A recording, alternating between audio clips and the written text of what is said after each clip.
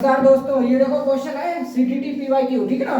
CTT junior level है 6 to 8 level, ठीक है। देखो कैसे क्वेश्चन पूछे जाते हैं मैथ में, ठीक है ना। सीटीटी में आए हुए क्वेश्चन है सीटीटी, ठीक है। जब आप ध्यान रखने के बाद 6 to 8 में, ठीक है ना, 6 to 8 में पूछे गए। क्लियर है। जूनियर लेवल देखो क्वेश्चन कैसे पूछे जाते हैं। टेंशन मत लो, कुछ नहीं है मैथ में। देखो किसी एक आयत का क्षेत्रफल जिसकी भुजाएं 176 सेंटीमीटर और 56 सेंटीमीटर है, एक वृत्त के क्षेत्रफल के बराबर है, तब वृत्त की परिधि चाहिए, ठीक है ना। आप समझो, एक वृत्त के क्षेत्रफल के बराबर है, यानी कि यहाँ ने ये कहा है कि आयत का जो क्षेत्रफल है ना, आयत का क्षेत्रफल जो है ना वो वृत्त के क्षेत्रफल के बराबर है। क्वेश्चन समझ गए, वृत्त का क्षेत्रफल देखो दोनों बराबर है, ने ये बात कही है। एक आयत के क्षेत्रफल जिसकी, एक आयत का क्षेत्रफल है रुकने है जिसकी भुजाएं 176 सेंटीमीटर और 56 सेंटीमीटर है, ठीक है ना, एक वृत्त के क्षेत्रफल के बराबर है। तो आयत की भुजाएं दी है, आयत का क्षेत्रफल लंबाई गुणा चौड़ाई होता है। देखो पहले तो समझ लो ये आयत है, ठीक है ना। अगर हम इसका एरिया निकालें तो ये एल है, ये बी है, तो एल इंटू बी जो है इसका एरिया निकल आएगा आयत का, ठीक है। ये क्या है, आयत है। ये तो तुम्हें मालूम है, ये बात नहीं मालूम है। हर चीज को समझने की कोशिश करो।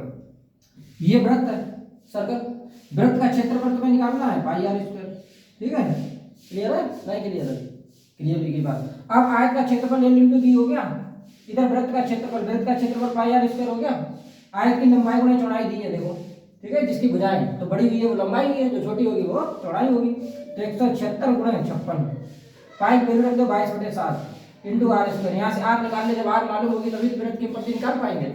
ये इन्हें इसीलिए दिया है कॉन्सेप्ट, ठीक है ना, इक्वल है दोनों चीजें। तो इसे काट पीट लो। क्लियर हो रही बात नहीं, नहीं क्लियर हो रही। 22/176, ठीक है ना, क्लियर है। अब देखो अब क्या कटेगा, 7, अब ये 7 इधर जाएगा तो 8 गुणा 56 गुणा 7 बराबर आर स्क्वायर। अब इनका गुणा करके तुम्हें स्क्वायर निकालने हैं। एक चीज समझने, अब गुणा मत करियो, एक ट्रिक बताया। देखो 8 7 56 जो हो गया, 1 56 जो हो गया, 2 56 में से 1 56 बाहर आ जाएगा, नहीं समझे। 8 7 56 जो हो गया, नहीं समझ में आया लिख के समझाया। देखो 56 गुणा 56 बराबर आर स्क्वायर। तो एक आर बराबर कितना हो जाएगा, इनका वर्गमूल निकलेगा तो 2 में से बाहर आ जाएगा, तो आर बराबर 56 हो गया। नहीं क्लियर बेटी बात, आर बराबर 56, ठीक। अब हमने पूछी क्या, वृत्त की परिधि, वृत्त की परिधि 2 पाई आर, वृत्त की परिधि 2 पाई आर, 2 पाई की वैल्यू कितनी 22/7 इंटू आर, आर हम निकाल चुके हैं 56। क्लियर है, नहीं क्लियर है, 7 8 56, ठीक है ना। तो 2 गुणा 22 8 176, 176 गुणा 2, ठीक है ना। तो 2 6 12, 2 7 14, 15, 2 1 2 3, 352 है, यानी बी ऑप्शन हो जाएगा, ठीक है ना। नहीं समझ गए, समझ गए होगी। अब देखना एक चीज तुम्हें समझाया, हमने तुम्हें एक कॉन्सेप्ट समझाया 744 154, आप लोग भी समझ लें। 744 154, अगर किसी वृत्त की रेडियस या अगर किसी वृत्त की रेडियस 7 है तो उसकी परिधि 44 होगी, और उसका क्षेत्रफल क्या होगा, एरिया, उसका क्षेत्रफल 154 होगा। बात को समझा। 744 154 सीटेड वाले आप लोग भी देखें। देखो 744 154 किसी वृत्त की बात हो रही है, काय की बात हो रही है, वृत्त की। कॉन्सेप्ट समझो, रामबाण है ये, एक टाइम भी बचाएगा और एक उद्देश्य भी लाएगा। 744 154, ठीक। तो आप समझो रेडियस 7 है, यहाँ पर रेडियस कितनी निकली, 56 निकली। 56 जो है 56 निकली रेडियस, बात को समझना। तो 7 की कितनी गुनी, 56 जो है वो 7 की 8 गुनी है, नहीं समझे, 7 8 56। तो परिधि पूछी ने, तो परिधि क्या हुई है 44 की 8 गुनी, नहीं समझे, ठीक है। 8 चक्कू 32, 8 चक्कू 32 और 352, ऐसे निकालना, ठीक। फार्मूला अगर तुम भूल गए तो 744 154 ध्यान रखो। क्वेश्चन नंबर 2 देखो, ये भी सीटीटी में पूछा गया, ठीक है, 23 में, ठीक है ना। विभाग 40 सेंटीमीटर 36 सेंटीमीटर गुणे x सेंटीमीटर, x मतलब कोई न्यून वैल्यू है, ठीक ना। 1 सेंटीमीटर वाले एक ठोस घनाक के पृष्ठ को 20 रुपया प्रति वर्ग 100, 20 रुपया प्रति 100 वर्ग सेंटीमीटर की दर से पेंट करानी है, और कराने की लागत दी है, ठीक है ना। लागत में इससे भाग कर देते हैं तो क्षेत्रफल निकल आता है, ये बात ध्यान रखना है। तो x का मान चाहिए। अब देखो ये है क्या, घनाभ, क्या है घनाभ। पहले समझो घनाभ क्या है। देखो ये घनाभ है, आयत के रूप का होगा वो घनाभ होगा, ठीक है। और जो वर्ग के रूप का होगा वो घन होगा। घन और घनाभ में ये अंतर है, ये बात ध्यान रखने हैं। इसे इससे मिलाओ, इसे इससे मिलाओ, इसे इससे मिलाओ, ठीक है ना। नहीं समझे तो ये क्या बन गया, घनाभ। क्लियर, समझ गए। अब इनमें क्या चाहिए, उनके बुझाए नहीं, इसे एल मान लो, इसे बी मान लो, इसे एच मान लो, इसे, ठीक है, एक्स को। क्लियर है, एल बी एच, ठीक है। लंबाई गुणा चौड़ाई ऊंचाई, ठीक है ना, ठीक है। घनाभ के पृष्ठ का क्षेत्रफल, देखो अब यहाँ की बात को समझो। तुम्हें यहाँ क्या कैसे पता लगेगा क्या निकालना है, वो भी समझ लो। यहाँ तो देखो वर्ग सेंटीमीटर दिया है तो समझ लो क्षेत्रफल निकलेगा। घन सेंटीमीटर दिया जाता तो आयतन निकलता, ऐसे समझ लो, ठीक है ना। क्योंकि यहाँ पे इन्होंने ये बात कही नहीं है क्या निकलेगा, ठीक है। ये बात ध्यान रखना। तो घनाक का क्षेत्रफल क्या है 2 LB plus BH plus HL, ठीक है, बराबर क्षेत्रफल हो गया। बराबर क्षेत्रफल अगर इसमें हम लागत से गुणा करते हैं, लागत से, लागत दी है देखो 20 रुपया प्रति वर्ग 100 सेंटीमीटर की दी, नहीं ये पेंट कराने खर्च दिया है, खर्च, ठीक है ना, दर दर कितनी है, कितनी है 20 रुपया प्रति वर्ग 100 सेंटीमीटर की दर से खर्च है, ठीक है, इससे इसमें गुणा कर दें तो ये लागत टोटल निकल आएगी, ठीक है ना 1032, या ऐसे समझ लो जो लागत दी है उसमें जिस दर से तुम पेंट करा रहे हो ना उस दर से भाग कर दो तो क्षेत्रफल निकलेगी, ठीक, दो कंसेप्ट हैं, चाहे चाहे इधर से कर लो चाहे उधर से कर लो, बात तो वही है, ये चीज उधर जाएगी तो ये 20 भाग में चला जाएगा, ठीक है, 100 गुणा में जो भाग में गुणा चला जाएगा, बात तो वही है, जैसे चाहो वैसे कर लो।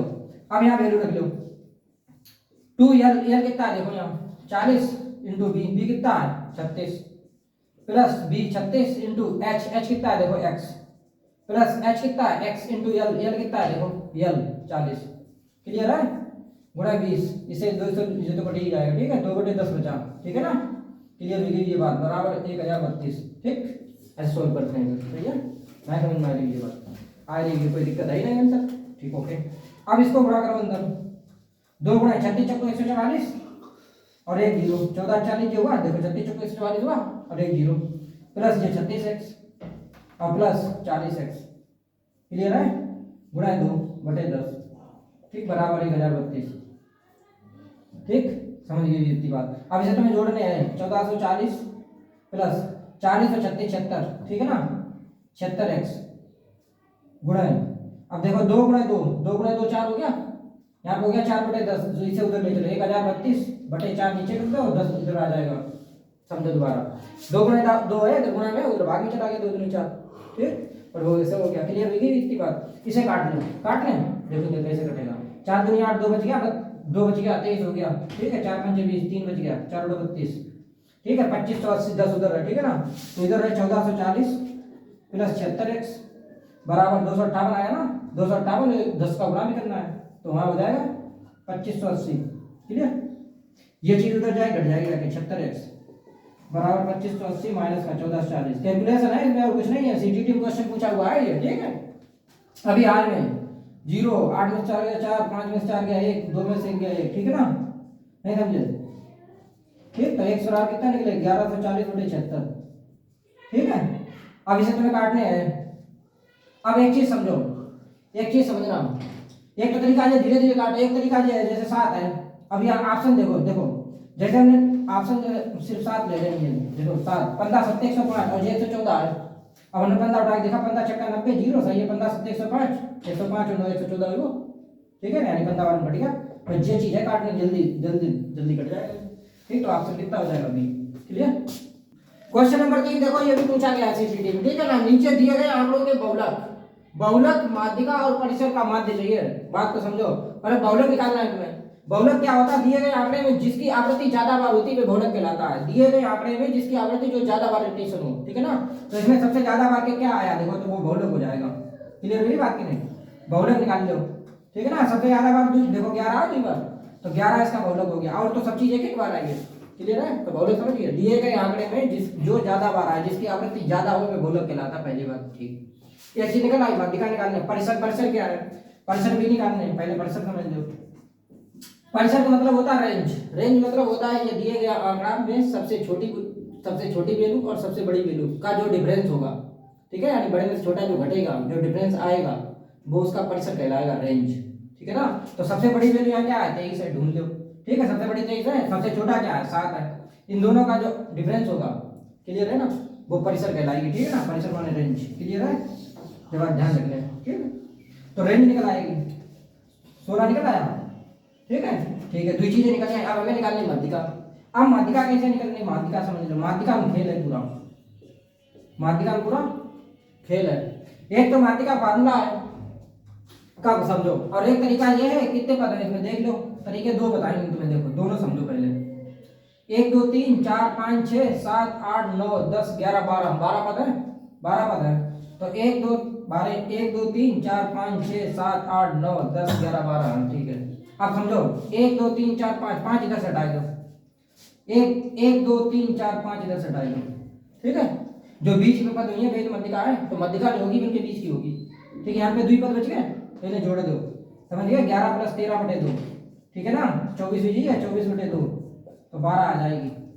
ठीक, क्या आएगी ये 12 क्या आएगी, माध्यिका आएगी है। अब आंसर क्या आएगी बताओ, ठीक, जवाब ध्यान रखियो, जो तरीका है तुम्हें बताने का, क्लियर है। अगर इन पे 12 की जगह 11 होते तो आधे इधर से हटा दे, आधे इधर से हटा दे, जो बीच में बचता है वो माध्यिका हो जाती, मान ले फार्मूला तुम्हें नहीं आता, क्लियर है।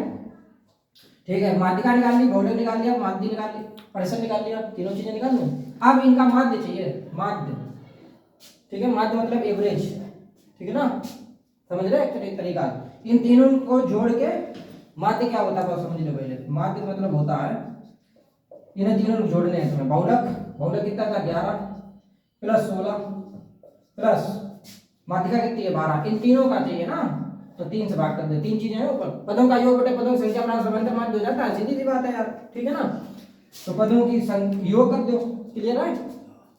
6 2 8 9 3 39 बटे 3, इससे कट जाए 13 3 39, तो 13 आएगा माध्य। ये बात ध्यान रखने की, नहीं समझे, ठीक, जोड़ घटाना देख लेना एक बार, आंसर बिल्कुल सही निकलेगा, ठीक है।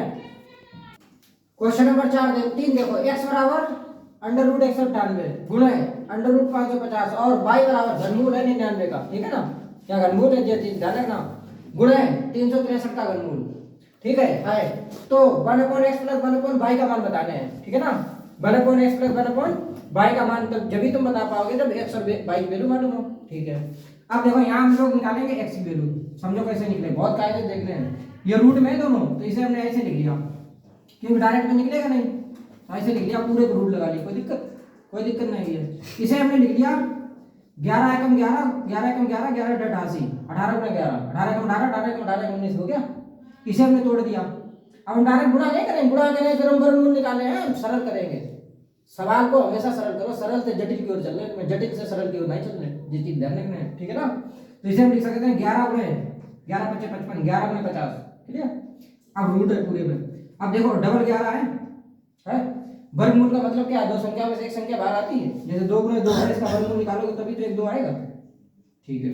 तो ये डबल 11 है, डबल 11 में से 1 11 बाहर आ गया, ठीक है।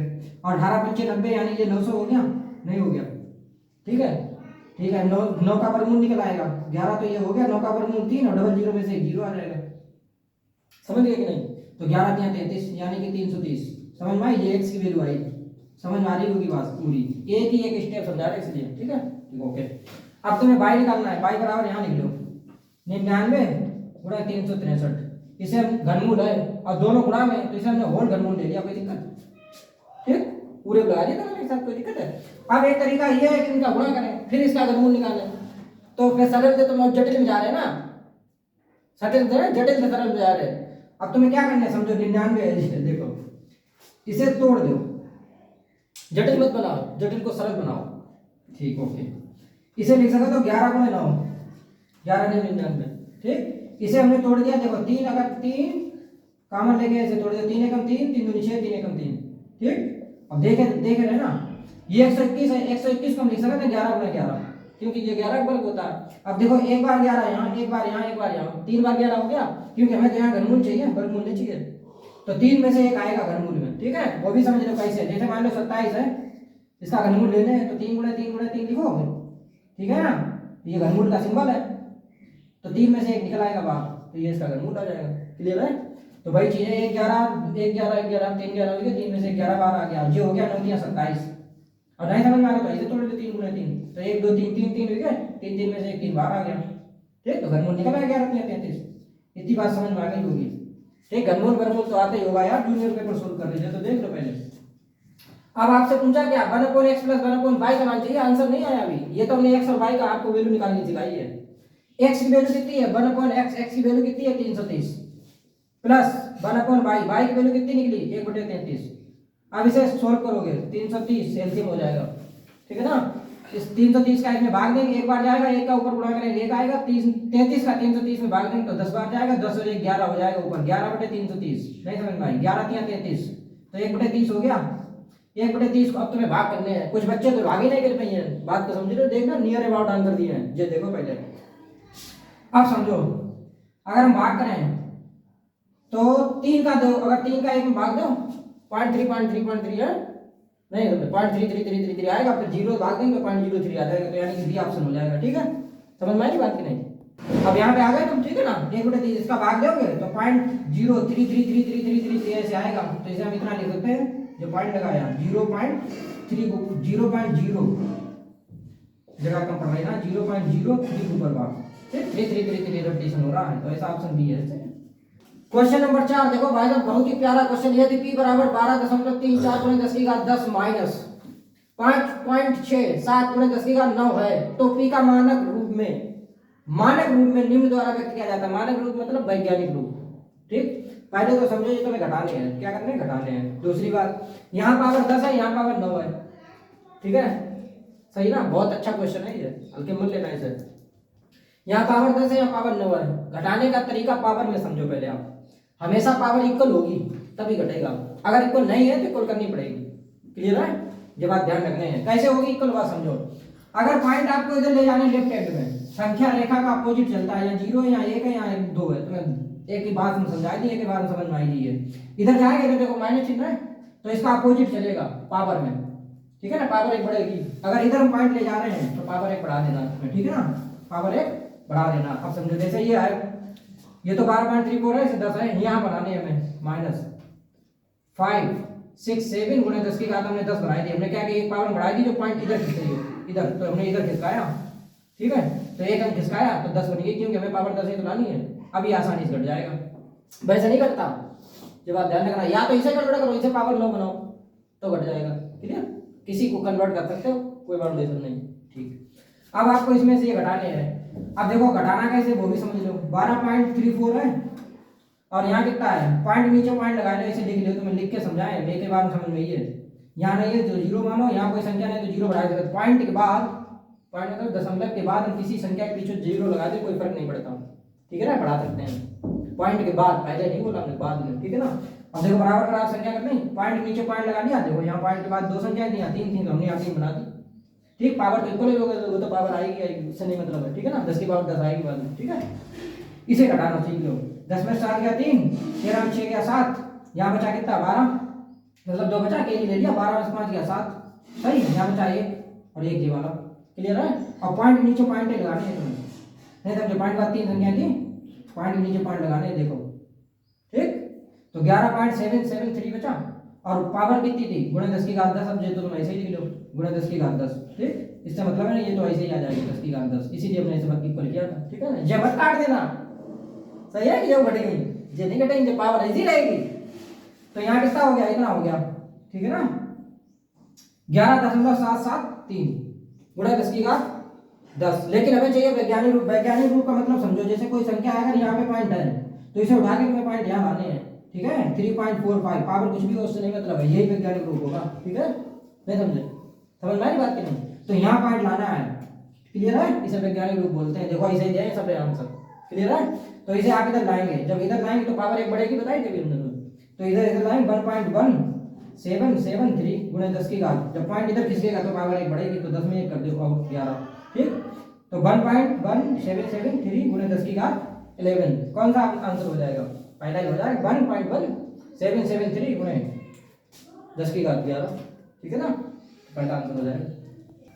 बहुत ही प्यारा क्वेश्चन देखो भाई साहब, किसी संख्या से -1/4 की पावर -1 को गुणा किया जाए ताकि गुणनफल इतने का व्युत्क्रम हो जाए। इतने का व्युत्क्रम समझ रहे हो ना, -7/4 की पावर -1 का व्युत्क्रम, ठीक है। किसी संख्या से, किसी संख्या को हमने x मान लिया, उसका गुणा किया जाए किससे, इससे, -1/4, सही है ना, इससे गुणा किया गया और इसका व्युत्क्रम हो जाए, इसका व्युत्क्रम। व्युत्क्रम क्या है, पहले व्युत्क्रम समझ लो, व्युत्क्रम समझो क्या है व्युत्क्रम, ठीक है। जैसे मान लो कोई संख्या है x, हमने मान लिया x, x का व्युत्क्रम निकालना, व्युत्क्रम माने होता है इसके नीचे कुछ नहीं, एक है, ठीक है ना, तो इसका उल्टा निकाल दो 1/x, तो ये इसका व्युत्क्रम कहलाएगा, व्युत्क्रम समझ गए। और नीचे से पावर, यहाँ पावर कुछ नहीं, एक है, तो ये ऊपर जाएगी तो पावर चेंज हो जाएगा, ठीक, समझ गए। तो यानी x का व्युत्क्रम हो जाएगा x की घात -1, क्लियर है इतनी बात, ठीक है। अब इनने पूछा क्या, इसका व्युत्क्रम पूछा, ताकि गुणनफल इतने का व्युत्क्रम हो जाए। बात को समझिए ध्यान से, इतने का व्युत्क्रम, देखो यहाँ हमने x का व्युत्क्रम पूछा था, तो x घात -1 हो गया, तो हम इसका व्युत्क्रम निकाल ले। बात को समझिए, 7/4 है, इसकी पावर -1 है, इसका व्युत्क्रम निकालो, तो हमने क्या कही, देखो -1 हुई है, क्यों हुई है बताइए, मैं कैसे हुई है, ठीक। समझ में आई बात कि नहीं? समझ गए इतनी बात? अब यहाँ पता क्या हो गया, m की पावर n, x घात m है और इसकी होल पावर n है, तो x घात m इंटू n हो जाता है कोष्टक खोलने पर। क्लियर है? तो इनका आपस में गुणा हो जाएगा, देखो 7/4 है, इसका आपस में m इंटू n हो जाएगा, ये वाला फार्मूला लग जाएगा x घात m इंटू n, ठीक है ना? तो इनका माइनस माइनस का इंटू प्लस हो जाएगा, तो ये गायब हो जाएगा माइनस माइनस, समझ गए? ठीक है, अब इधर आ जाओ, यहाँ समझो, यहाँ पावर कुछ नहीं, एक है, ये ऊपर गया तो माइनस हो गया, ये समझना बात को, ये चीज हटा दें, ये चीज हटा दो पहले, ठीक है? बहुत कायदे समझना ये सवाल, कभी गलत नहीं होगा। तो x गुणे -1, ये ऊपर गया तो 4 घात -1 हो गया, इसकी होल पावर कितनी है -1, बात को समझ में आएगी? क्योंकि यहाँ पावर देखो, नीचे जो पावर होती है ना, घात, जिस पावर मतलब घात, वो ऊपर जाती है, चिन्ह चेंज हो जाता है, तो यहाँ 1 है, तो ये ऊपर गया -1 हो गया। क्लियर? अब इनका वही बात, x घात m की पावर होल n, तो x घात m हो जाएगा, तो इनका आपस में इंटू हो जाएगा, ठीक है ना? तो x घात कितना बचा, -1 इंटू 4 की घात कितना, 1 प्लस की बची, समझ गए? प्लस लिखी नहीं जाती, समझ गए नहीं? तो यहाँ होगा 7/4, अब यहाँ कितना है, -4 है, x गुणे -4, क्लियर है? -7/4। अब देखो माइनस माइनस खत्म, 4 से गुणा में जब भाग में चला जाएगा, 1 गुणा कितना हो जाएगा, 4 गुणा 4, ठीक है? तो 7/16 हो जाएगा, तो x का मान कितना हो जाएगा, 7/16। 7/16 कोई ऑप्शन है? ये आंसर है, ठीक, ये हमारा आंसर है।